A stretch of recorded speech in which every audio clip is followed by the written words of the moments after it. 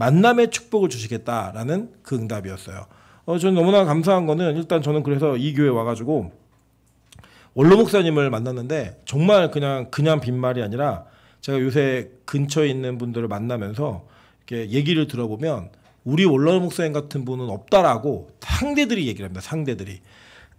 그 만남의 복이 저에게는 있었고요. 또 저희 성도들과 함께 지내온 시간들 그리고 이 시간을 통해서 교회가 어떻게 바뀌었는지 저희 장로님들, 권사님들 이렇게 이야기들을 쭉 나누면 정말 그 부러워하는 것들이 느껴질 정도로 감사합니다. 그리고 또 청년들은 참 요새 보기 힘든 청년들이죠. 뭐 이런 애들이 없어요. 뭐 두 가지 의미가 있으니까 알아서 해석하시면 돼요. 이런 애들이 진짜 없어요. 근데 어쨌든 이런 청년들을 만나게 되면서 하나님께서 주신 이 만남의 복이라는 게 얼마나 큰가라고 하는 걸 다시 한번 경험하게 됩니다. 마찬가지로 우리 이곳에 앉아있는 분들 가운데 이미 결혼이라는 만남의 복을 경험하신 분도 있고 앞으로 경험해야 될 분도 있고 또 우리 호별이라든지 우리 하민이처럼 어떤 가정에서 태어나 버리는 거죠. 뭐 이담이도 마찬가지고 태어났는데 할머니가 승순이 권사님이에요. 그건 잘 결정한 게 아니잖아요. 그냥 하나님이 만남의 복을 주신 거예요. 그래서 그런 아이들조차도 이런 생명의 관계 속에서 만나게 되는 그 복이 너무나 전 중요하다고 생각합니다. 그 관점으로 본다면 오늘 이 룻은 대박 난 거예요. 대박. 룻이 망한 집안의 시어머니 하나를 보고 그냥 그가 뭐라고 성경이 설명하냐면 1장 14절에 보면 그들이 소리를 높여 다시 울더니 오르바는 그의 시어머니에게 입맞추되 룻은 그를 붙쫓았더라 라고 얘기하면서 이 시어머니 다 망한 집에 아무것도 자신에게 해줄 것이 없는 그 어머니 하나 딱 붙들고 그냥 자기가 모르는 민족에게로 온 거예요. 심지어는 자기와 함께하는 동서는 어머니를 떠나서 자기 민족에게로 돌아갔습니다. 여러분 그것을 보고 그 많은 사람들이 이 룻의 선택을 바보 같고 멍청이 같다고 했을 거예요. 만약에 이 룻의 가정이 있었다라고 한다면 이 룻의 가정에 친아버지나 친어머니 그의 형제들은 룻이 이런 과정과 이러한 상황을 겪고 그의 자신의 땅에 남지 않고 시어머니를 따라갔다라고 얘기하는 거 보면 저 바보 같은 거, 이 멍청이 같은 거 이렇게 얘기했을 거란 말이에요. 그런데 하나님께서는 그렇게 바보처럼 하나님 하나를 보고 쫓아나온 룻을 통하여 하나님의 만남의 축복이 무엇인지를 너무나 정확하고 분명하게 보여주고 있다고 하는 것입니다. 여러분 저는 이것이 어떤 의미인지 우리에게 좀 큰 의미로 다가왔으면 좋겠습니다. 왜냐하면 우리는 우리 눈에 당장 유익이 되고 내 눈에 당장 이익이 될 만한 것을 선택하는 일에 굉장히 익숙합니다. 사람이 있으면 그 사람을 보면서 내가 이 사람 중에 어떤 사람을 택해야 될까라고 하는 것은 여러분 아주 순간적으로 빠르게 판단합니다. 예를 들면 뭐 우리 호별이만 하더라도 가서 한번 해보세요. 일로 와봐 그러면 자기가 모르는 낯선 사람한테요 가지 않겠다라고 그냥 딱 결단합니다. 절대 움직이지 않아요. 갈 사람에게는 정확하게 판단하고 갑니다. 왜냐? 자기 자신이 느끼는 편안함과 자기중심적 사고는 반드시 어떠한 상황에서 판단을 너무나 분명하고 명쾌하게 하게 만든다는 거예요. 그런 차원에서 이 룻은 자기중심적인 사람이 아닌 거예요. 이 판단은 바보 같고 멍청한 판단이었는데 그 판단 속에 하나님만 계시면 하나님은 이 세상이 볼 때는 바보 같은 그 판단을 복으로 바꾸신다는 거예요. 여러분 솔직히 말씀드리면요. 여기 우리 권사님들, 장로님들 참 대단하신 분들이라고 생각합니다. 저는 개인적으로. 왜냐하면 저는 사실 목회를 하는 데 있어서 저희 어머니가 저를 뭐 이렇게 독립군에서 키우게 하셨지만 교회가 항상 꾸준하게 성장하는 걸 보았고 그 성장 속에서 은혜가 무엇인지를 항상 보았기 때문에 저는 제가 목사가 되고 목회길을 가는 것 자체가 그렇게 환경적인 어려움을 고민하면서 따라오진 않았어요. 그냥 무조건 하나님 뜻대로 가면 잘 될 거다. 하나님 뜻대로 순종하면 반드시 하나님이 예비해 놓으신 길이 있을 거다라는 관점으로 따라왔지 어렵고 고난당하고 이런 일은 저에게 크게는 없었습니다. 그런데 여기 권사님 장로님들을 이렇게 제가 뵈면서 느끼는 건 뭐냐면 그나마 지금 우리 교회가 이전보다는 뭐 재정적으로나 뭐 환경적으로나 좀 좋아졌잖아요. 이런 교회를 온 것이 아니라 그동안 그렇지 않고 본인의 희생이 아니면 유지할 수 없는 교회를 계속 지켜오셨다는 거예요. 그리고 이게 얼마나 큰 가치냐면 진짜 내가 나가면 무너질 것 같다라고 하는 교회를 지켜오는 것은요. 자기의 희생이 전제되지가 않으면 절대로 할 수 없는 일입니다. 그 과정을 쭉 지켜왔을 때 주변에 있는 사람들이 뭐라고 얘기했겠어요? 좀 더 큰 교회 가지, 편한 데 가지, 왜 그렇게 조그만 어려운 교회 가서 그렇게 고생을 하니, 이런저런 얘기 다 듣고 자기 안에는 그런 충돌과 싸움이 없었을까요? 전 다 있으셨다고 생각해요. 그럼에도 불구하고 그 바보 같은 선택이 하나님께서 축복을 하시는 선택으로 그 바뀐 것을 전 경험하셨으면 좋겠는 거예요. 개인적으로 저는 교회를 위한 기도를 할 때 그러한 장로님, 권사님들을 위한 기도를 할 때 항상 그렇게 얘기합니다. 하나님, 반드시 이분들의 살아생전에 하나님의 살아계심과 교회의 부흥을 경험할 수 있게 도와주십시오. 이 기도합니다. 왜냐? 그 하나님께서 선택하게 하신 그 선택을 받아들이면서 여기까지 왔던 그 결과와 그 과정을, 물론 그걸 해주시지 않으셔도 은혜이지만 더 큰 은혜를 저는 보상받으셨으면 좋겠다라는 거예요. 그 결과로 이 자리에 자녀들이 앉아있는 우리 권사님들은 저는 참 복이라고 생각합니다. 자녀들이 앉아있는 우리 장로님들 역시 복이라고 생각합니다. 심지어는 이제 3대가 같이 예배드리고 4대가 같이 예배드리는 가문이 나오기 시작했어요. 이 교회가 얼마 되지 않음에도 불구하고. 여러분, 그게 얼마나 큰 복이냐면 이 땅에 4대가 함께 모여 예배를 드린다? 이거 쉽지 않은 일이에요. 이젠 더 어려워질 거예요. 왜냐면 제가 우연찮게 계산하다 보니까 제가 은퇴를 하면 찬수가 30이고 찬이가 24살입니다. 예, 저 깜짝 놀랐어요. 나는 큰일 났다. 손자를 못 보고 죽을 수 있겠구나. 이런 생각도 좀 들고 그냥 어려움에 봉착했던 문제가 좀 있었습니다. 그러니까 저희 어머니한테는 제가 찬이 시집갈 때까지 살아계세요라고 말씀을 드리겠는데 저희 아버지에게는 그 말씀을 드리면 아버지가 너무 오래 사셔야 돼가지고 제가 좀 아버지도 자신이 없어 하시는 그런 걸 제가 보거든요. 그런 어떤 이 환경 속에서 4대가 함께 예배를 드리고 있다? 이것도 복이잖아요. 저는 그런 선택들을, 그러한 과정들을 여러분의 가정과 환경 속에서 온전하게 경험하시는 것을 저는 소원합니다. 오늘 보시면요, 룻이 바보 같은 선택을 했는데 나오미의 남편이었던 엘리멜렉의 조카, 전승에 하면 조카예요. 조카인 유력한 자 보아스를 만난다는 거예요. 이 유력한 자라고 하는 이 히브리어가 기뽀르 하이라는 뜻인데 이게 무슨 뜻이냐면, 여러분 이거 혹시 아시죠? 기드온이 그 포도주 틀에서 타작을 하고 있을 때 하나님의 사자가 와갖고 기드온한테 뭐라 그랬죠? 기억하세요 혹시? 너무 감사합니다. 또 제가 했던 설교인데 또 해도 되니까 뭐 모르면 다 감사하죠 뭐. 큰 용사요 이렇게 불렀단 말이에요. 큰 용사요. 그때 부른 용사 뭐냐면 기뽀르 하일이에요. 예. 그러니까 큰 용사요라고 불렀던 그 유력한 자, 그가 바로 이 보아스가 그런 사람이라는 거예요. 유력한 자. 그를 만났는데 그의 밭에서 그가 열심히 이렇게 밭을 줍고 있는데 눈에 띈 거예요. 왜 눈에 띄는 게 어려운 일은 아니었어요. 왜냐하면 이방인이었거든요. 뭐 예를 들어 우리 지금 교회에도 외국인이 한 사람 있죠. 예, 모예나 자매가 있는데 사실 이 모예나 자매는 가만히 있으면 뭐 한국 사람인지 일본 사람인지 모르는데 그래도 이제 우리 교회에서는 가장 귀엽게 생긴 것 같아요. 제가 볼 때는 예쁘게 생겼다고 안 했어요. 귀엽게 생긴 것 같아요. 그래서 귀엽게 생겼으니까 본인 일본인이다 그러면 그래서 그렇구나라고 이렇게 알 수 있듯이 이 모압 여인이었던 룻은 그 공동체에서 굉장히 이제 이질감을 느낄 수밖에 없는 그런 어떤 신체적 특징을 분명히 가지고 있었어요. 예. 그렇게 가지고 있었기 때문에 딱 알아본 거예요. 그래서 이 보아스가 물어요.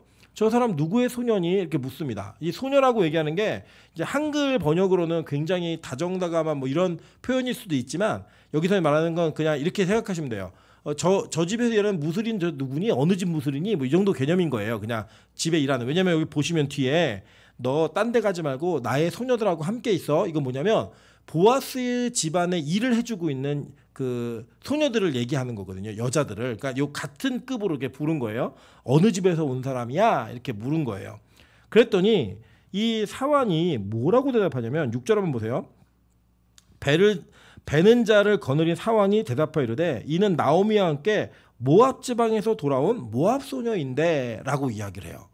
여러분 이게 이제 뭐가 담겨 있는 거냐면 사람이 어떤 사람의 특징을 좀 이렇게 부각해서 얘기하고 싶으면 그 사람에게 나타난 특징을 반복적으로 얘기할 때가 있어요. 예를 들면 어떤 사람을 좀 이렇게 비하하거나 좀 이렇게 안 좋게 말하고 싶다. 그러면 뭐 이렇게 얘기해요. 저 뚱뚱보 같은 뚱보가 이렇게 얘기하는 거예요. 뭐 이런 식으로 반복해서 얘기하는 거예요. 아까도 그 찬이한테 그 민정 집사가 이모 뚱보야 아니야? 그때 뚱보 그러더라고요. 그러니까 뚱보라고 불려진 뚱보가 뭐 이런 식으로 얘기하면서 모압 사람을 강조하는 거예요. 근데 한번 말씀 한번 쳐주세요. 신명기 23장 3절부터 6절까지 한번 보도록 하겠습니다. 신명기 23장 3절부터 6절에 이 모압 사람들에 대한 얘기를 하는데 한번 읽어볼게요. 자, 다 같이 읽습니다. 시작. 사람은 여호와의 총회에 들어오지 못하리니 그들에게 속한 자는 10대뿐 아니라 영원히 여호와의 총회에 들어오지 못하리라. 그들은 너희가 애굽에서 나올 때에 떡과 물로 너희를 길에서 영접하지 아니하고 메소보다미아의 부돌 사람 부올의 아들 발람에게 뇌물을 주어 너희를 저주하게 하려 하였으나 내 하나님 여호와께서 너를 사랑하심으로 내 하나님 여호와께서 발람의 말을 듣지 아니하시고 내 하나님 여호와께서 그 저주를 변하여 복이 되게 하셨나니 내 평생에 그들의 평안함과 형통함을 영원히 구하지 말지니라. 네, 그 다음 구절도 두 절 더 읽어볼까요? 6, 7절, 8절. 자. 너는 에돔 사람을 미워하지 말라. 그는 내 형제임이니라. 애굽 사람을 미워하지 말라. 내가 그의 땅에서 객이 되었음이니라. 그들의 3대 후 자손은 여호와의 총회에 들어올 수 있느니라. 자, 여기 보면은 하나님께서 모세를 통하여 이스라엘 땅에 들어가는 출애굽에서 출애굽하고 난 이후에 태어난 세대들에게 하나님의 말씀을 전하시면서 각 민족을 어떻게 대해야 될지에 대한 처세를 이야기하고 있습니다. 그 얘기할 때 이 암몬하고 모압 그리고 또 이 애굽하고 에돔을 나누어서 이야기하죠. 그래서 여기 보시면 딱 결론적으로 뭐냐면 뭐 암몬하고 모압은 니들이 출애굽에서 나올 때 너희들에게 떡과 물을 제공하지 않고 오히려 너를 저주하려고 그랬어. 그래서 그들은 10대, 그러니까 10대가 지나도 못 들어온다는 거예요. 이 총회 안으로. 반면에 에돔하고 애굽은 3대만 지나면 들어올 수 있게 해. 이렇게 얘기한 거예요. 그러니까 총회라는 건 뭐냐면 뭐 의사결정을 하는 그 공동체가 들어올 때 3대만 지나면 그 너네 자국민으로 그냥 인정해줘. 이거예요. 반면에 이 모압 여인은 어떻게 되는 거예요? 못 들어가는 거예요. 그런데다가 이 아시겠지만 발락이라고 하는 모압 왕이 발람에게 내가 돈 줄 테니까 백지수표 줄 테니까 이스라엘 백성들 저주 좀 해줘 이렇게 얘기한 거예요. 왜냐면 이 발람이 굉장히 용한 무당이었어요. 그래갖고 이 발람이 원래는 안 가려고 하나님 가지 말라 그랬거든요. 안 가려 그러다가 백지수표를 받고 막 가요. 가는데 갑자기 나귀가 하나님의 사자를 보고 막 도망갑니다. 막 나귀가 안 하던 짓을 하니까 발람이 막 나귀를 때려요. 그래서 나귀가 말을 해요. 내가 언제 너한테 네 말 안 듣고 뛴 적 있었어? 막 말을 해요. 깜짝 놀라는 거죠. 이 발람이 얼마나 용한 무당이었냐면 자꾸 커뮤니케이션을 짐승하고도 했나 봐요. 놀라지고 대화를 이어가요. 되게 재밌는 게 뭐냐면 예전에 제가 그 막 가짜로 막 이렇게 꾸미고 나와서 맞추는 거 있었잖아요. 뭐 진짜인지 아닌지 이 사람이 SBS 방송에 거기 어떤 무당이 진짜로 나왔었는데 자기가 그 무당이 될 때 말벌이 자기한테 와서 인사를 하더니 말을 걸더래요. 그래서 그때 그걸 이게 흥해가지고 자기가 무당이 됐다는 그런 얘기를 하더라고요. 진짜였어요. 그게 그런 일들이 있는 것처럼 저 말을 해요. 나귀가 막 말을 하면서 내가 언제 이런 적 있냐 그러면서 마귀가 호통치고 막 나귀하고 이 발람하고 대화하는 장면이 나옵니다. 근데 결국은 이 발람이 저주를 하려고 그러는데 하나님이 그 저주를 계속 축복으로 바꾸셨어요. 그러니까 발락은 열받잖아요. 내가 돈 주고 저주하라 그랬는데 돈을 주고 데려온 사람이 자기에게 저주의 대상이 될 사람들을 축복을 하니까 열이 받아요. 그리고 이제 발람은 돈을 받았잖아요. 그 돈을 받으면 이게 약해지는 거예요. 약해져갖고 이거를 어떻게든 해결하겠으니까 자신의 입으로는 저주하지 못하고 하나님이 이스라엘 백성을 저주하게 하실 방법을 고안해내요.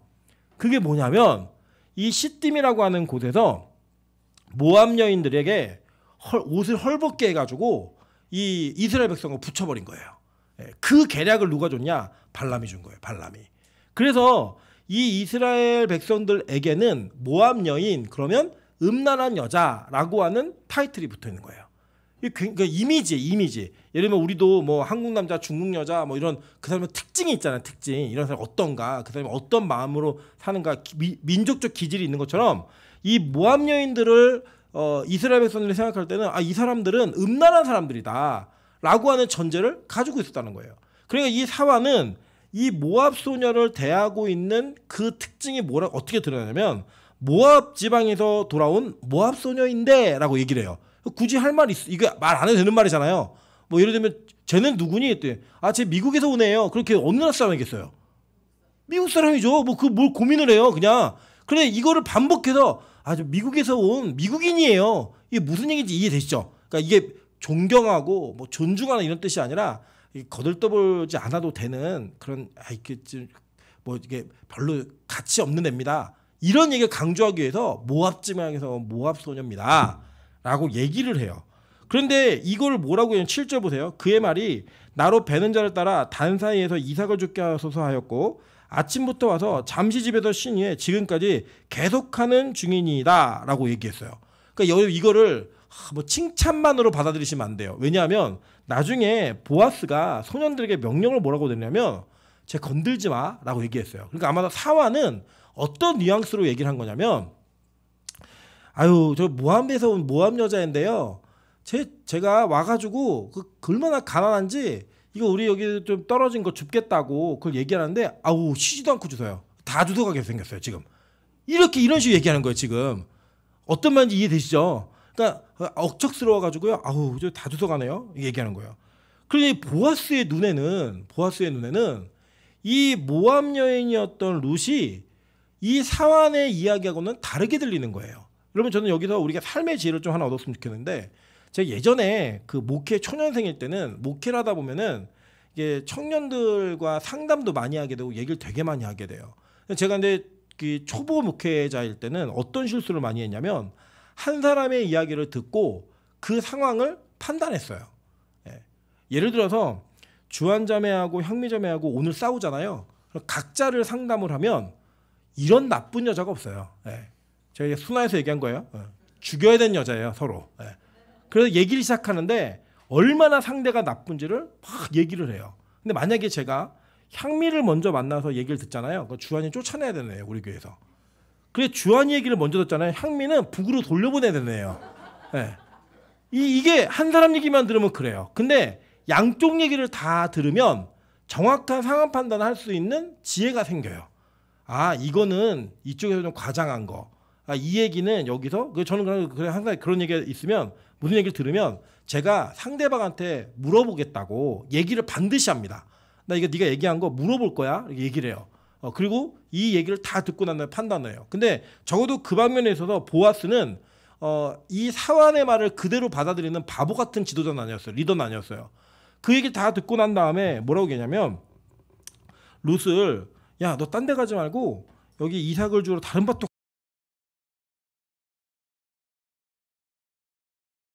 라는 얘기를 딱 듣고 누군지 알았던 거예요. 그 뒤에 이제 계속 볼게요. 첫 번째는 그에게 어떤 호의가 있었냐면 원래 이 그 보아스도 우리 지난 시간에 배우셨지만 보아스의 엄마가 누구죠? 라합이에요. 라합은 어느 민족이에요?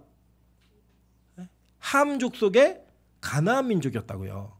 라합은 원래 이 여리고가 망할 때 제일 먼저 망해야 되는 사람이었어요. 여러분 이 나중에 우리가 가나안에 들어가는 이스라엘 백성들이 전쟁 준비를 하고 들어가요, 여러분. 그런데 전쟁 준비를 하면 들어가는데 하나님이 이 전쟁 준비를 한 백성들에게 뭐라고 명령하셨냐면 야 너희들 숨 쉬는 것들은 다 죽여 얘기했어요. 애들이라도 다 죽여 얘기했다고요.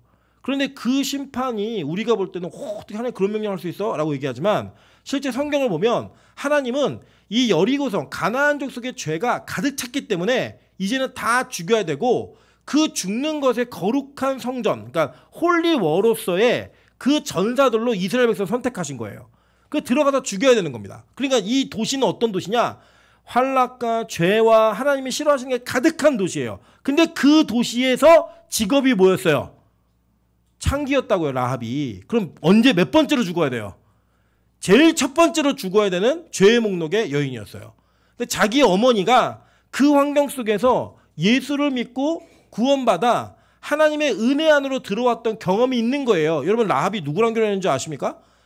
살몬하고 결혼하는데 이 살몬이 누구냐면 이 유다 지파의 두령 지파예요. 굉장히 높은 집안에 시집을 진짜 잘 갔어요. 여러분 그래서 우리 공동체 안에서도 뭐 자기 집안의 믿음이 약하고 이런 거 고려하지 마세요. 그냥 무조건 믿음 좋은 사람 잡으세요. 목사님 잡지 마요. 목사는 안 돼요. 목사는 너무 힘들어요. 사모되는 건 쉬운 일이 아니에요.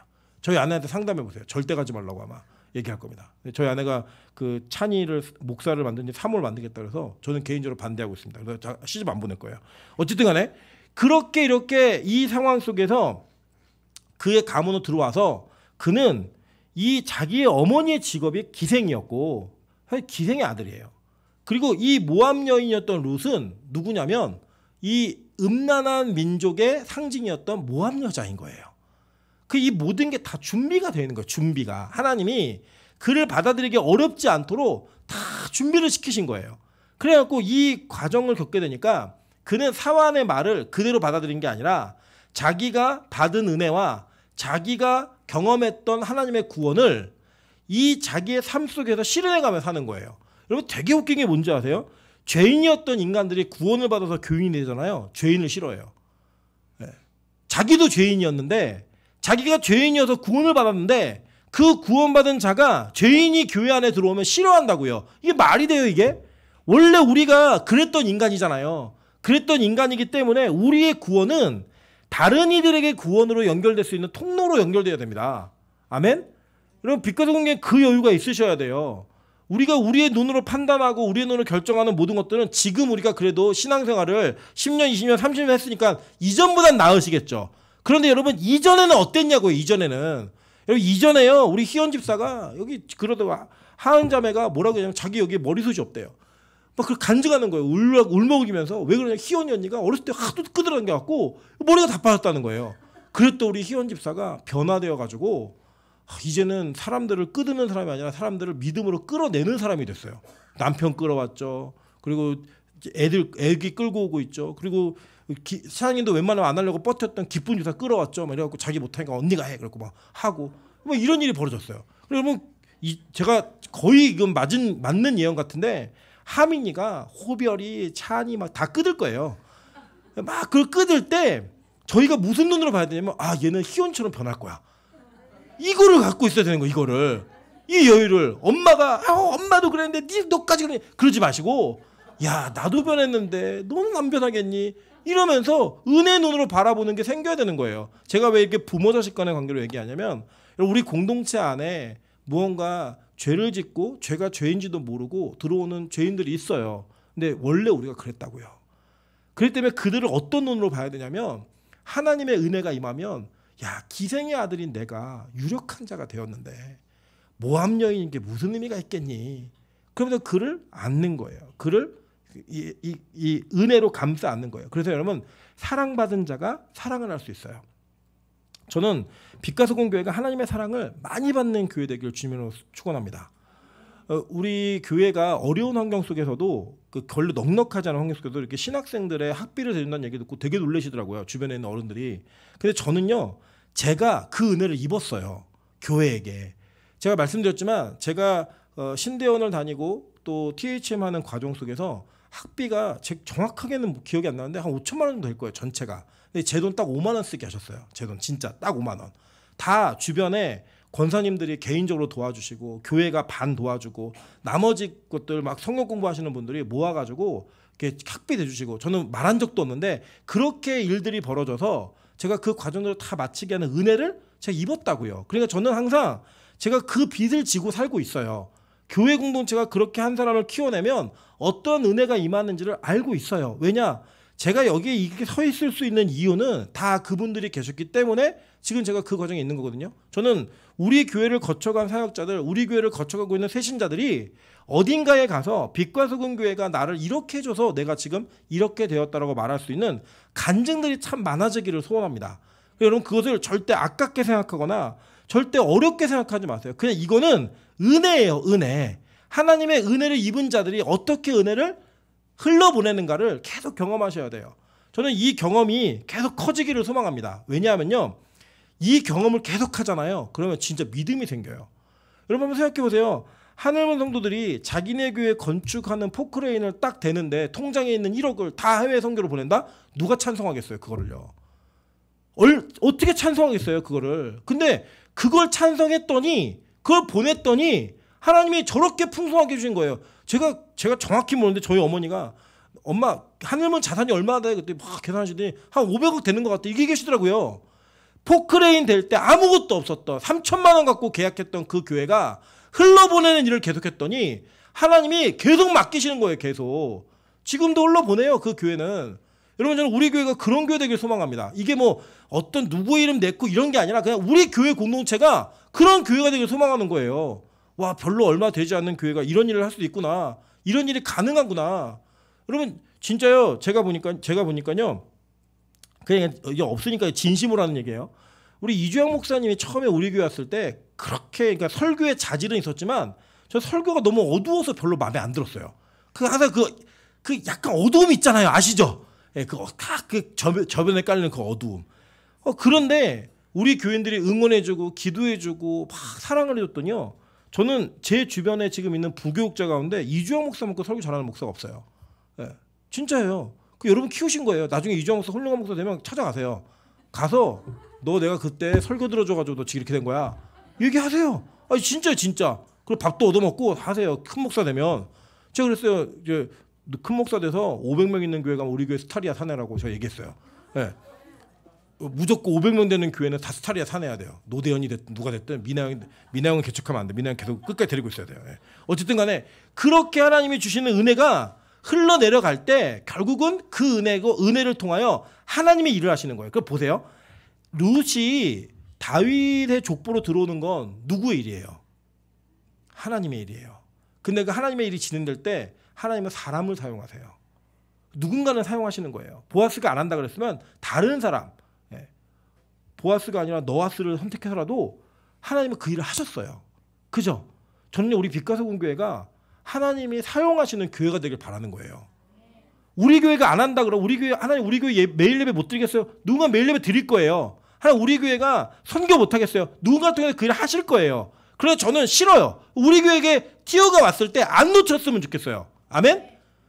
놓치면 안 돼요, 여러분. 그래서 그거를 할 수 있는 준비를 하나님께서는 보아스를 통해 하셨고 그 눈에 띄게 한 거예요. 근데 보아스가 뭐라고 대사를 치나 한번 보도록 할게요. 원래 이 보아스는 절대 이 룻에게 소작 부릴 마음이 처음에 없었어요. 진짜 나중에 보시면 알겠지만 완전 호의예요. 어떤 호의냐면 너 건드리지 말게 했어 내가. 그러니까 목마르면 물 뜨러 직접 가지 말고 기러운 거 먹어. 이게 얼마나 큰 특권이냐면요. 여러분 우리가 보통 우물 그러면 옛날 시골에 있는 이거 푹꺽푹꺽 하면 물 나오는 거 아니면 두레박 던져갖고 막 이렇게 얹는 거 생각하시잖아요. 이스라엘의 우물은 그런 우물이 아니에요. 이스라엘의 우물은 지하에 3층 4층으로 되는 깊이까지 내려가가지고 물을 퍼서 올라와야 되는 물이에요. 그러니까 물 한 번 먹으러 가려면 예를 들면 우리 교회 정수기가 1층에 있다고 생각해 보세요. 그리고 엘리베이터 없고 계단이에요. 목마름 참는다 아니면 먹으러 간다. 웬만하면 참죠. 그죠? 화장실이 1층에밖에 없다. 계단이고. 그러면 웬만하면 참는다 안 된다. 참죠. 병납니다. 근데 어쨌든 그 막 귀찮겠죠. 굉장히. 그런 차원의 물을 먹어야 되는데 야 너 내려가지 말고 우리 애들이 떠온 거 그거 먹어. 그냥 괜찮아. 너는 그거 먹어도 돼. 얘기해 주는 거예요. 그러니까 이제 룻의 입장에서는 너무 고마운 거죠. 자기는 이방인이고 여러분 그런 게 있거든요. 제가 그래도 한국에서 외국인을 만나면 뜨문뜨문이나 막 말을 하려고 노력을 해요. 영어로다가. 왜냐면 그래도 여기 한국이고 너는 외국인이잖아. 이런 게 있는데 제가 미국을 갔거든요. 저만 동양인이고요. 다 미국인이고 여러분 저는 처음 가서 충격이 뭐였냐면 영화에 보면 대부분 날씬하고 예쁜 사람들이 등장하잖아요. 남자들도. 근데 저는 뉴욕에서 택시를 타지 못하는 남자를 봤어요. 문에 안 들어가요. 그리고 그렇게 큰 사람들이 한둘이 아니에요. 공항에 막 비일비재하게 막 있는 거예요. 그러니까 위축돼갖고 2, 3일 동안은 예스하고 노밖에 안 들려요. 처음에는. 나중에 이제 안심이 되고 좀 적응이 되니까 좀 이게 대화도 하고 이제 밥도 먹고 이렇게 했는데 그때는 막 위축이 되더라고요. 그러니까 지금 룻은 굉장히 위축돼 있는 상황이에요. 다른 민족에게 들어와가지고 혼자 있는데 모든 사람들이 자기는 할 일이 없으니까 열심히 이삭 줍는 거죠. 계속 시어머니도 먹여 살려야 되고 그거 하고 있는데 호의를 베풀어 주니까 너무 고마워서 어떻게 하느냐. 그러니까 룻이 엎드려 얼굴을 땅에 대고 절하며 이르되 나는 이방 여인이거늘 당신이 어찌하여 내게 은혜를 베푸시며 나를 돌보시나이까 하니 이 뒤에가 이제 이 대사가 중요한 거예요. 보아스가 이렇게 얘기합니다. 그에게 대답하여 이르되 내 남편이 죽은 후로 내가 시어머니에게 행한 모든 것과 내 부모와 고국을 떠나 전에 알지 못하던 백성에게로 온 일이 내게 분명히 알려졌느니라 라고 얘기합니다. 그러니까요. 우리는 이런 거예요. 그러니까 이게 아마 어떻게 대화가 됐을 것 같으면 이랬을 것 같아요. 제 상상이에요. 계시 의존 사색. 나오미가 돌아왔는데 나오미다 이렇게 이쁜 애 왔다. 기쁨인 애가 왔다 이렇게 얘기하니까 나 나오미라고 하지 마. 나 쓴물이야. 완전 쓴물 다 봤어. 나는 하나님이 완전 심판과 저주를 통해 우리 집 완전 망하게 하셨어. 그리고 쫄래쫄래 데리고 왔는데 이상한 외국인 여자애를 하나 데리고 온 거예요. 그냥 주변에서 오랜만에 10년 만에 고향에 돌아온 나오미에게 물었을까요? 안 물었을까요? 쟨 누구야? 어떻게 된 거야? 막 물었겠죠. 그럼 이제 그 할머니들이 모이면, 이게 시어머니들이 모이면 이제 며느리 흉을 보든지 며느리 자랑하는 둘 중에 하나 꼭 해요. 예. 이게 흉을 보든지 자랑하든지. 근데 이 나오미가 룻을 흉을 볼 게 있었을까요? 없었겠죠. 이거 뭐 했겠어요? 자랑했겠죠. 그러면서 그가 나에게 어떻게 했는지, 어떤 과정을 통해 따라오게 되는지 이거 다 얘기하지 않았겠어요? 근데 이 동네 어떤 동네 베들레헴, 별로 크지 않는 동네예요. 소문이 어떻게 될까요? 다 하나죠. 제가 우리 교회에 어떤 청년이 하는 얘기를 듣는다 잊혀지지가 않아요. 뭐냐면 우리 교회 힘들대요. 왜 힘들냐면 자기에게 무슨 일이 있으면 권사님들 다 아신대요. 금방. 자기는 엄마한테만 얘기했는데 금방 다 소문이 난대요. 이 교회는 그냥 광고를 하면 된대요. 그냥. 그래서 앞으로는 웬만한 비밀 다 광고하려고 그래요. 네. 네. 뭐 이게 미나영 전사 남자친구 정영진 전사가 만났습니다. 인스타에 공개했습니다. 그냥 웬만하면 다 그냥 공개하려고 그래요. 그냥. 뭐 자기도 공개하고 하니까 드디어 공개, 개봉 박두 막 하면서 막 얘기 다 해줘. 그냥 웬만하면. 다 공개가 된 거예요. 그런데 이 이야기는 여러분 잘 보세요. 하나님이 롯에게 은혜를 주려고 하니까 그 은혜의 통로의 사람들에게 이것을 같이 듣고 보게 하시는 거예요. 여러분 우리의 모든 행동에는, 우리의 모든 삶에는, 행동에는 CCTV가 달려 있어요.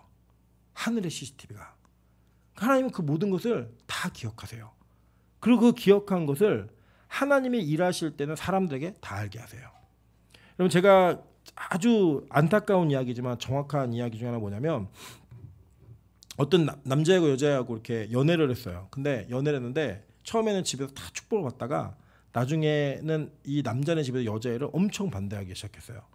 이유가 뭐냐면 나중에 알고 봤더니 이 시어머니하고 장모, 그러니까 사돈되는 가정이 아는 집인데, 아는 집이 된 거예요. 이거 몰랐는데 애들끼리 만나는데, 그 만났는데 이 어머니랑, 그러니까 남자의 어머니하고 여자의 어머니하고 어렸을 적에 같이 이렇게 만났던 거예요. 중학교 때까지 만났었는데 이 여자애가 그 엄마 친구가 집에 놀러 오면 인사를 단 한 번도 한 적이 없대요. 인사를 단 한 번도 한 적이 없대요. 신기하지 않으세요 이게? 그게 걸렸어요. 최근에 이제 그 여자들이 주로 많이 쓰는 판이라는 글에서 자기가 만난 만나던 사람을 이제 자기가 상견례 하려고 만났는데 그 상견례 장소에서 자기 직장에서 갑질하던 사람이 상사가 된 거예요. 그러니까 사돈이 된 거예요. 사돈으로 만난 거예요. 결혼이 깨졌다는 얘기를 들었어요. 하나님은요, 우리의 일생에 그 어떤 것도 그냥 외면하고 지나가지 않으세요. 다 기록하세요. 다 기억하세요. 그래서 우리가 있는 환경에서, 있는 상황에서 하나님께서 주시는 은혜를 따라 최선을 다해야 되는 이유가 바로 여기 있는 거예요. 하나님은 다 기록하신다니까요. 보아스가 왜 이렇게 호의를 베푸냐라고 하는 룻의 질문에 답을 뭐라고 했냐면, 나 다 들었어. 다 알아. 그래서 네가 시어머니를 어떻게든 다 알기 때문에 내가 앞으로는 너를 위해 이렇게 할 거야 라고 말합니다. 여호와께서 내게 행한 일에 보답하시기를 원하며 이스라엘의 하나님 여호와께서 그의 날개 아래 보호를 받으러 온 내게 온전한 상 주시기를 원하노라 하는지라. 룻이 이르되 내 주여 내가 당신께 은혜 있기를 원하나이다. 나는 당신의 하녀 중에 하나와도 갖지 못하오나 당신이 이 하녀를 위로하시고 마음을 기쁘게 하시는 말씀을 하셨나이다 하니라 라고 얘기해요. 그러니까 이게 이 보아스는 이 그냥 룻이 시어머니한테 잘했다는 것 맞고 얘기하는 게 아니에요. 여러분 잘 생각해 보세요. 이 룻이 시어머니 나오미를 따라올 때 왜 따라온다고 얘기했는지 아세요? 그리고 누굴 가르쳐 맹세했는지 아세요? 사실은 하나님을 가르쳐 맹세했다고요. 그러니까 내가 보니까 어머니가 믿는 하나님 진짜 있네요. 어머니가 우리 가정에 불순종했더니 다 죽고 다 망하네요. 그래서 나는요, 어머니를 붙드는 게 아니고 하나님을 붙드는 거예요. 어머니를 붙드는 것은 곧 하나님을 붙드는 거예요. 이 고백을 하고요, 이 은혜가 그대로 임해요. 한 대로. 여러분 그래도 아까 얘기했죠. 우리 그 1장 14절에 보면 붙쫓았더라 라고 하는 히브리어가 이 따바크라는 단어예요. 따바크. 근데 이 따바크가 어디 나오냐면 2장 8절에 나와요. 야, 소녀들과 함께 있어 라고 할 때 그 따바크예요. 이게 밀착하다, 붙어있다 이런 뜻이거든요. 다닥다닥 붙어있다, 뼈에 살이 붙어있다 이런 단어를 쓸 때 하는 얘기예요. 그렇게 어머니를 붙쫓았더니 너 그 소녀들하고 같이 있으면서 너 보호받아. 그대로 하나님이 얘기하시는 그대로. 그래서 여러분 숨어서 죄 지으세요. 저는 몰라요. 저는 여러분 숨어서 죄 짓고 숨어서 하나님을 부인하고 막 얘기해도 저는 몰라요. 저는 사실 그 흔히 말하는 용한 목사는 아닌 것 같아요. 용한 목사 아니어서 막 느낌으로 알고 너 죄 졌지? 이런 거 안 해요. 네. 집에 사과나무 있어? 심지 마. 뭐 이런 얘기 안 해요. 그런 거. 저는 하지도 않을 거고요. 그런 게 옳다고 생각하지도 않아요. 그런데 저는 한 가지 믿어요. 하나님은 다 알고 계세요. 반드시 갚으세요. 네. 여러분 안 보이는 곳에서 선행을 하고 하나님 뜻에 맞춰 살려고 노력하고 몸부림치는 사람들도 있거든요. 여러분 제가 몰라도 하나님은 아세요. 하나님 그걸 반드시 기억하시고 갚아주세요. 그리고 여러분의 마음이 어떤지 생각이 어떤지 저는 여러분 본심과 본의를 몰라요. 네. 여러분이 열심히 목사님 은혜 받았어요 하면서 속으로는 설교 더럽게 못하네 할 수도 있어요. 전 몰라요. 그냥 말 그대로를 믿으려고 노력하는 것 뿐이에요. 그런데 하나님은 다 아신다는 거예요. 권사님 사랑합니다. 그 안에 미움이 있다는 거 다 알아요. 하나님은요. 사람은 몰라도. 그런데 하나님은 그걸 다 찍고 계신다는 거예요. 다 알고 계신다는 거예요. 그래서 그 은혜 있기를 원하나이다 라고 얘기했던 그 은혜에 하나님이 빠지지 않는다는 거. 이거 꼭 기억하셔야 돼요. 그래서 뭐라고 얘기하냐면 밥 먹을 때 보아스가 룻에게 얘기합니다. 일로 와서 너 거기 혼자 먹지 말고 일로 와. 떡 있으면 너 조총 찍어 먹어. 초 찍어 먹으라고 얘기한 거예요. 소스 찍어서 먹으라고. 그 얘기하는 거예요. 라면에 스프 넣어서 먹어. 막 얘기하는 거예요. 얼마나 좋아요. 올라가고 찍어 먹는 거예요. 찍어 먹으면서 곡식 베는 자 곁에 앉으니 볶은 곡식을 주매 룻이 배불리 먹고 남아요. 볶은 곡식을 먹은 다음에 배불리 먹고 남으니까 이제 다시 이제 일하려고 일어납니다. 그랬더니 소년들을 불러다가 명령하는 거예요. 야, 일부러 좀 흘려가지고 저희 집에 시어머니도 계시니까 더 많이 가져갈 수 있게 해. 그래서 이렇게 은혜가 오는 거예요. 여러분 우리가 가지고 있는 실력과 우리가 가지고 있는 열심으로 지금 우리의 것을 유지한다고 생각하세요? 저는 절대 그렇게 믿으시면 안 된다고 생각해요. 하나님이요. 여러분이 수고한 것보다 여러분이 노력한 것보다 더 많은 걸 부어주셨어요. 더 많은 일을 하게 하셨어요. 더 많은 복을 내주셨다고. 이유는 뭐예요? 하나님의 CCTV에 여러분이 무언가 은혜 입을 만한 일들을 했기 때문에. 반면에 여러분이 어렵고 힘든 문제가 오는 거 하나님이 그냥 몰랐는데 우연히 그런 일이 벌어졌다 생각하세요? 아니에요. 하나님이 때릴만 하니까 때리는 거고 하나님이 뺏어갈만 하니까 뺏어가시는 거예요. 왜요? 사랑하시니까. 진짜로 하나님의 공의를 통해 우리를 바꾸시기 원하시기 때문에. 그래서 여러분에게 있는 그 마음과 생각이 하나님 앞에 다 찍힌다는 거. 이걸 기억하셔야 돼요. 그래야지만 우리가 이 다음에 우리의 모든 일들을 하나님께서 인도하신 걸로 의뢰할 수 있는 거예요. 나중에는요. 룻도 보아스도 이 모든 일들이 하나님께서 하셨다는 걸 인정을 합니다. 그래서 이 두 사람의 결혼이 이루어져요. 여러분 그래서 이 과정과 이 상황을 하나님의 은혜로 받아들일 수 있는 은혜가 있어야 돼요. 저는 빛과 소금 교회가 이런 것들을 경험하길 소망하고 우리 청년들이 이것을 기억하면서 내일의 우리의 모습을 위해 오늘을 수고할 수 있는 오늘의 그 CCTV에 내 모습을 기록할 수 있는 녹화할 수 있는 저 여러분이 되시길 소망합니다. 오늘 기도하면 내일의 은혜가 있어요. 오늘 죄를 지면 내일의 심판과 징계가 있어요. 여러분 그걸 꼭 기억하시면서 하나님의 은혜가 임하는 그 은혜가 끊어지지 않게